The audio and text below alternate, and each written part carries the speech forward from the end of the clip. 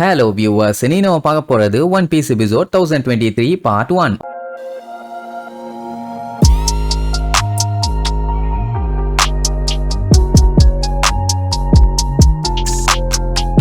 Open பண்ணா போன பாட்டுல நம்ம சாப்பர் ஐஸ்வனியா ஆல்மோஸ்ட் மாறிட்டான். ஆனா நல்லவேளை கடைசியில அவன் மருந்தை கண்டுபிடிச்சு அவன் வாயிலேயே அவன் ஊத்திட்டான். என்ன அது கடைசியில ஒர்க் அவுட் ஆச்சா இல்லையான்னு தெரியல. ஏன்னா பாடி எல்லாம் செவந்து ஒரு மாதிரி கதர்னு கதறிட்டு இருந்தான். சுத்தி இருந்த டாக்டரும் நர்ஸும் பார்த்துட்டு பதறுவாங்க, ஐயோ சாப்பருக்கு என்னாச்சு ஏதாச்சுன்னு. கடைசியில பார்த்தா உறைஞ்சிருந்த அவனோட பாடி கம்ப்ளீட்டா சரியாகி பாய நார்மலா மாறிட்டான். அவ்வளவுதான், எல்லாத்துக்கும் அவ்வளவு ஹாப்பி. மொத்தத்துல சாப்பர் பண்ண மருந்து ஒர்க் அவுட் ஆயிருச்சு. இனி இந்த மருந்தை எப்படியாச்சும் மத்தவங்க கிட்ட கொண்டு போய் சேர்க்கணும். அதனால இதை எப்படி பண்ணலாம், என்ன பண்ணலாம் அப்படியே யோசிக்கும் போது அங்க தூரத்துல பீரங்கி இருக்கத பாப்பான். உடனே பயலுக்கு ஏதோ ஒரு ஐடியா ஒண்ணு வரும். அப்படியே கட் பண்ணா மார்க்கோவை காட்டுறாங்க. அவனால சுத்தமா முடியல, பயங்கரமா மூச்சு வாங்கிட்டு இருக்கான். ஏன்னா இப்போ குயினும் கிங்கும் ஒன்னா சேர்ந்து அவனை ரவுண்டு கட்டிட்டாங்க. எவ்வளவு அட்டாக் பண்ணாலும் இவனுங்க எல்லாம் டயர்டே ஆக மாட்டானுங்க போல. வில்லனுகளா இருந்தா மட்டும்தான் இப்படி இருக்கானுங்க. குயின் ஒரு கன்னை வச்சு மார்க்கோவை கண்ட மேனிக்கு சுடுவான். அவன் அதுல இருந்து எஸ்கேப் ஆகி அவனை ரிட்டர்ன் அட்டாக் பண்ணா அந்த அட்டாக் எல்லாம் ஈஸியா தடுத்துருவான். எப்படி இவன் தடுத்தான்னு யோசிச்சுட்டு இருக்கும் போதே பின்னாடி இருந்து கிங் வந்து இவனை புடிச்சிருவான். இப்படி மார்க்கோவை ரெண்டு பேரும் ஒன்னு சேர்ந்துகிட்டு மாத்தி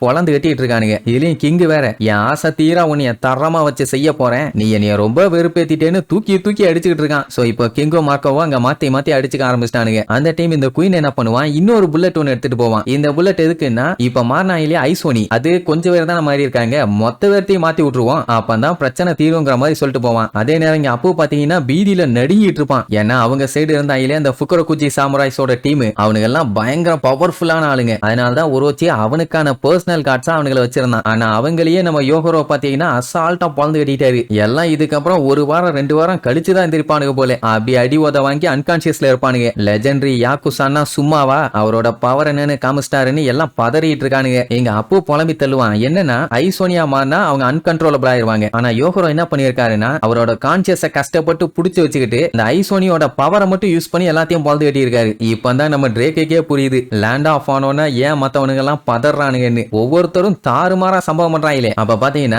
8 பேர் சுத்தி இருக்க சாமுராய்ஸ் எல்லாம் கதறி அழுதுட்டு இருக்கானுங்க. ஏன்னா யோகரோ இப்ப மாறிட்டு இருக்காரு. அவர் மட்டும் கம்ப்ளீட்டா மாறிட்டாருன்னா அவரை யாராலையுமே கண்ட்ரோல் பண்ண முடியாது. டெஃபினட்டா அவர் ஒருத்தரே இங்க இருக்க எல்லாத்தையும் கொன்றுவாரு, அப்புறம் அவரும் செத்து போயிருவாரு. அதனால அவரை கொன்னுட்டா இந்த பஞ்சாயத்துல இருந்து எஸ்கேப் ஆயிடலாம்னு சொல்லி 8 பேர் தான் அவரை கொல்ல போறான். என்ன அவனால கொல்ல முடியல, ஏன்னா இவங்க எல்லாத்துக்கும் பாஸ். அது மட்டும் இல்லாம அவ்வளவு பாசமான ஆளு, நேசமான ஆளு. அவரை போய் எப்படி கொல்ல மனசு வரும், அதனாலதான் வெட்ட முடியாம முக்கிட்டு இருக்கான். இப்படி டைம் ஆக அவர் வேற கொஞ்சமா மாறிட்டே வராரு. கொம்பெல்லாம் முளைச்சிருச்சு. அவரே என்ன சொல்லுவாருன்னா, எதுக்கு வெயிட் பண்ற, சட்டு புட்டுன்னு வெட்டி தொலை, நான் கம்ப்ளீட்டா மாறிட்டேன்னா அப்புறம் நான் என்ன பண்ணாலும் மத்தவங்களை காப்பாற்ற முடியாது, வேற வழி இல்ல. மனசை இரும்பாகிட்டு வெட்டிருந்த உடனே அவனே கண்ண முடியுவான். ஏன்னா அவரை வெட்டுறத அவனால பார்க்க முடியல. அவன் முன்ன உடனே சுத்தி இருக்க எல்லாரும் கண்ண முடிடுவாங்க, நான்லாம் இதை பார்க்க மாட்டேன்னு. ஆக்சுவலா இவங்க எல்லாத்துக்குமே அவர் அப்பா மாதிரி, அதனாலதான் அவ்வளவு ஃபீல் பண்ணுவாங்க. அதே மாதிரி இங்க உமசாவும் ஒரு சைடு மாறிட்டு இருக்கானா, அதனால அந்த சுனகாரோ கிட்ட அவனையும் அவன் பாச வெட்டுற மாதிரியே வெட்ட சொல்லுவான். மத்தவங்க எல்லாம் கதறுவாங்க, ஏ ரக்கூனு நீ சீக்கிரமா மருந்து கொண்டு வர மாட்டியா அப்படி இப்படின்னு. இன்னும் மருந்து வரலையே, வந்துருச்சுன்னா எங்க ஃப்ரெண்ட்ஸ் எல்லாத்தையும் காப்பாத்திடலாமே, சீக்கிரமா வரணும்னு நிறைய பேர் அந்த மருந்துக்காண்டி அவ்வளவு வெறியில இருக்காங்க. இப்ப கத்தி முனையில உட்காந்து கத்திக்கிட்டு இருக்காங்க, வெட்டியே ஆகணும். 2 செகண்ட் தான், ஒரு போடு போட்டா போதும், சோலி முடிஞ்சு. இப்படி எல்லாம் வெட்ட முடியாம முக்குன்னு முக்கிட்டு இருக்கும் போது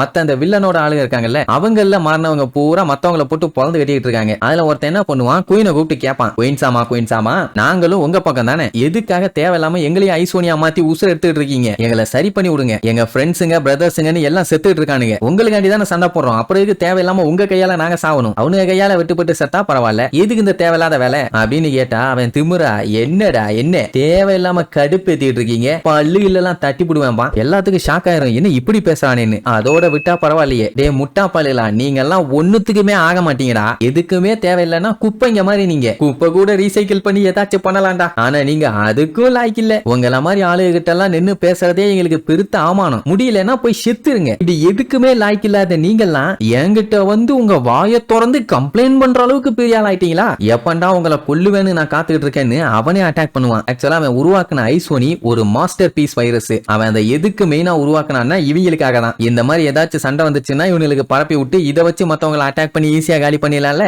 எப்படி பிளான், இவங்க எல்லாம் வெயிட்டர்ஸுங்க, பிளஷரர்ஸ்னு இருக்கானுங்களே, சிரிச்சுக்கிட்டே இருப்பானுங்களே, அவங்களால சிரிக்க மட்டும் தான் செய்ய முடியும், அவனுமே எதுக்கும் லாய்க்கு இல்ல. வெயிட்டர்ஸுங்களோட வேலை டெவில் ஃப்ரூட்டுக்காண்டி வெயிட் பண்றது, அத அதான் அந்த ஸ்மைல் ஃப்ரூட் ரெடியாகி வரும். அதை இவனுங்க சாப்பிட்டு பவர் கிடைச்சா பலசாலி ஆகி அடுத்த லெவலுக்கு போவானுங்க. இல்லன்னா பிளஷரஸ் மாதிரி லூசு மாதிரி சிரிச்சுட்டு இருப்பானுங்க. பட் இதுக்கப்புறம் தான் ஸ்மைல் ஃப்ரூட் வரப்போறதே இல்லையே. அப்படின்னா நீங்க கடைசி வரைக்கும் வெயிட் மட்டும் தான் பண்ணணும். உங்களுக்கு எல்லாம் பவர்ஸும் கிடைக்காது, எதுவும் கிடைக்க போறது இல்ல. அப்புறம் என்னத்துக்கு நீங்க எல்லாம் ஓவர ஆட்டம் போட்டுட்டு இருக்கீங்க? அனிமல் கிங்டம் பைரட்ஸ்னா அத்தனை வெறும் பவர்ஃபுல்லாவும் ஸ்ட்ராங்காவும் இருக்கணும்டா. நீங்க எல்லாம் வெறும் தூசி மாதிரி, எதுக்கும் லாய்க்கு இல்ல. அப்படி இருக்கும்போது ஐசோனியா மாதிரி எங்களுக்காண்டி சண்டை போட்டு சாகுங்கடா. அப்படி சாகும் போதாச்சும் ஏதாச்சும் ஒர்த்தா பண்ணிட்டு சாகுங்கன்னு அங்க இருக்கவன் கடுப்பாயி, ஏண்டா அப்ப எங்களை சாக சொல்றியாடான்னு கேட்பான். ஆடா அறிவு கிட்டவனே, இவ்வளவு நேரம் நான் அதான்டா சொல்லிட்டு இருக்கேன். நீங்க செத்தாலும் எங்களுக்கு அதை பத்தி கவலை இல்ல. ஏன்னா எங்க கிட்ட இப்ப டன் கணக்குல ட்ரூப்ஸ் இருக்குது. நீங்க எல்லாம் சொல்ல போனா வெத்து வேஸ்ட்டுங்க தான். அதனால தான் நான் ஆன்டிபாடிஸ கொஞ்சம் பேர்த்துக்கு வர்ற மாதிரி கொடுத்தேன். அதை ஒருத்தன் ஜெயிச்சு வாங்கியிருந்தானா கூட அவனை பலசாலின்னு சொல்லி உயிரோட விட்டுருக்கலாம். ஏன் அவனே தப்பிச்சிருப்பானே. ஆனா நீங்க எல்லாம் அதுக்கெல்லாம் லாய்க்கே இல்ல அப்படின்னு பேசிட்டு இருக்கும் போதே அங்க அடுத்தடுத்து அட்டாக் நடந்துகிட்டே இருக்கும். வெட்டுப்பட்டு இருப்பானுங்க.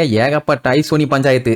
அப்படி உங்களுக்கு கவலையா இருக்குதுன்னா ஐசோனியாமான நம்ம சோல்ஜர்ஸா இருந்தாலும் அவங்களை வெட்டி தள்ளுங்க, சாம்ராய்ஸையும் வெட்டி கொள்ளுங்க. எனக்கு என்ன கவலை? உயிரோட இருக்கணும்னா சண்டை போடுங்க, இல்லன்னா சாவுங்க. இப்படி சொன்னதை கேட்ட உடனே அங்க இருக்க சாம்ராய்ஸ் எல்லாம் கழுவி ஊத்துவானுங்க. ஏண்டா ஒரு மாஸ்டருக்கு சர்வன்ட் பண்ற ஆளுகளை இப்படித்தான் நடத்துவீங்களாடா? இதுதான் உங்க ரிலேஷன்ஷிப்பா? மானங்கட்ட பயலுகளா? இதெல்லாம் கேட்கும் போதே கடுப்பா இருக்குன்ன உடனே குயின் கேட்டுட்டு கடுப்பாயிருவான். ஏண்டா அறிவு கட்டவனுங்களா, நீங்க எல்லாம் என்னத்தை ப்ரொடெக்ட் பண்றீங்கன்னு கொஞ்சம் யோசிக்கவே மாட்டீங்களா? நானும் பைரட் தான், நீங்க ப்ரொடெக்ட் பண்ற அந்த ரக்கூனும் பைரட் தான். அதான் நம்ம சாப்பர சொல்றான் அப்படின்னு நைஸா சாம்ராய்ஸா மண்டைய கழுவிட்டு இருக்கான். இதை கேட்ட உடனே ட்ரேக்குக்கெல்லாம் கொல்ல காண்டாகும். அவன் என்ன சொல்ல வரான்னா, ஆன்டிபாடிஸ் கிரியேட் பண்றது ஒன்னும் சாதாரண விஷயம் இல்ல. அதுவும் இவ்வளவு ஷார்ட்டான டைம்குள்ள அவ்வளவு வேர்த்துக்கெல்லாம் ப்ரொடியூஸ் பண்ண முடியாது. சொல்ல போனா அது இம்பாசிபிள் மேன். அப்படியே அவன் ரெடி பண்ணாலும் அது அவனுக்கு மட்டும் ரெடி பண்ணிட்டு அங்க இருந்து எஸ்கேப் ஆகி ஓடிடுவான். உங்களுக்கு எல்லாம் தர மாட்டான். லூசு மாதிரி நீங்க அவனுக்காண்டி உட்கார்ந்து இங்க சண்டை போட்டுட்டு இருக்கீங்களே, மண்டையில என்ன இருக்குது? கொஞ்சோண்டு வேணா குருடாயில ஊத்தி விடுங்க அம்மானா. சாம்ராய்ஸ் தெளிவா சொல்லிடுவாங்க, நீ மாடு மாதிரி வளர்ந்திருக்கே தவிர மண்டையில காமன் சென்ஸ்ங்கிறது ஒண்ணு இல்ல. உன்ன மாதிரியே எல்லாத்தையும் நினைச்சிட்டு இருக்க. அவங்க எல்லாம் அப்படி கிடையாதுன்னு சொன்னா,